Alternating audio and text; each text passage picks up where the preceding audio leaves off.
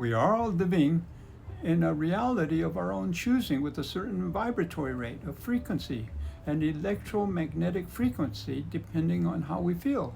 So let's say if you're filled with kindness and understanding and patience, oh, that's a higher vibration than if you're anger and bitter and like that.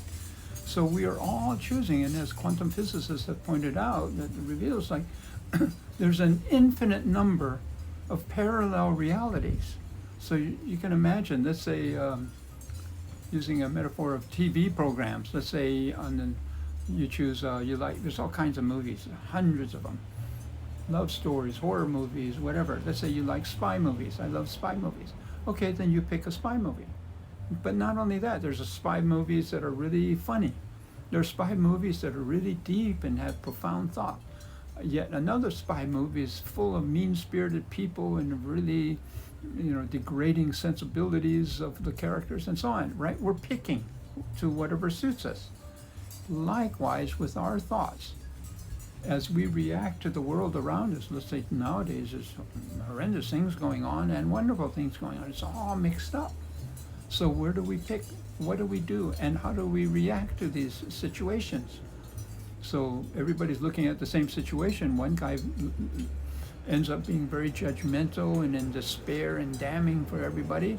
Okay, they have a right to that, and that's a certain vibratory rate.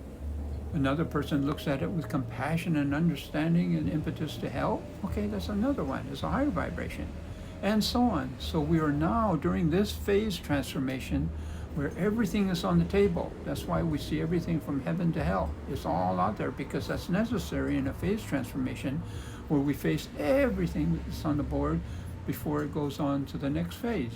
This phase will not last forever. So we want to pick carefully. So we look at this world situation going through all these changes.